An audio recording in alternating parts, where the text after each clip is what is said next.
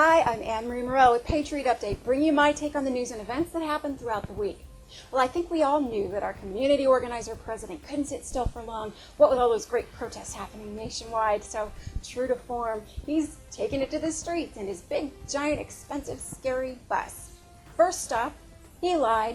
He is perpetuating the myth that the GOP-led Congress is the reason his jobs plan died, when we all know the reality is that his own Democrat-led Senate is who killed the bill.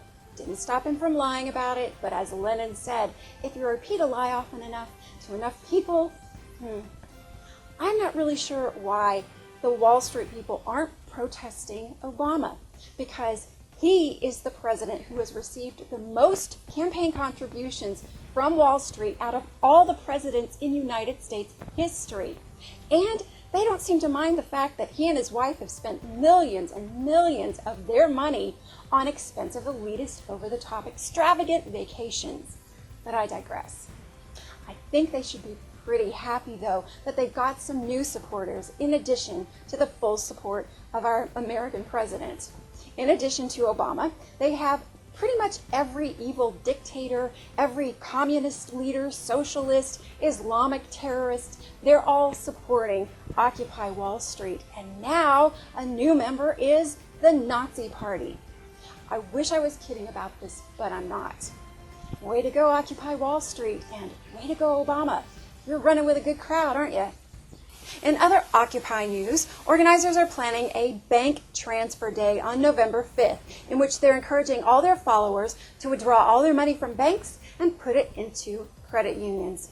Luckily for the banks, most of the 6,500 who've signed up for this event don't have any money and don't have jobs, so kind of no problem. However, if some of those 1%ers who are posing as the 99%ers take their money out, then we're going to have some problems, because those guys are the ones who have all the money.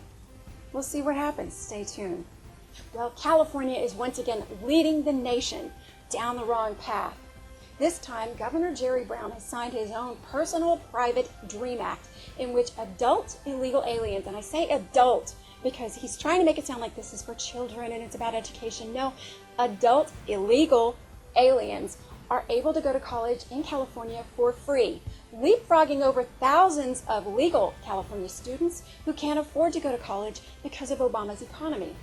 Well, one lone politician is out there fighting this act. His name is Tim Donnelly. He's my friend. He's an assemblyman, and he was recently featured on NBC News talking about his new movement called Stop AB 131. Comedy Central has recently picked up on Tim Donnelly. Stephen Colbert did a whole segment about him, and The Daily Show went to his office in Sacramento, and it's going to be on the air pretty soon.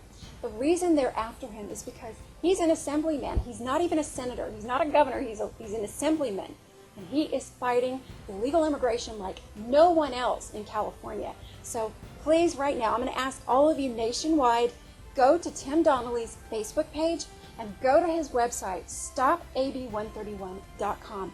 Show him your support, give him some encouragement, because he's going to need it. He's got a lot of fighting, and he's doing it for every single one of us nationwide. Finally, I want to tell you guys about some videos that are upcoming on my Patriot Update show. I recently attended the Republican Party Animals event in Los Angeles, California, and it was amazing.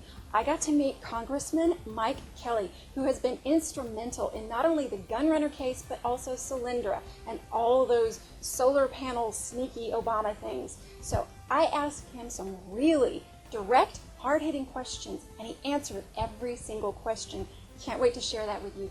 I also spoke to Trevor Luden, got an interview with him. He is the man who supplied Glenn Beck with every bit of information about communist ties, including Frank Marshall and Van Jones. And you will not believe the words that this man calls Obama. It's pretty incredible. I got a lot of really straightforward answers from a lot of straightforward people who are just as fed up as all of us. So stay tuned for that. Until next time, I'm Ann-Marie Murrell with Patriot Update saying, stay safe and keep the faith.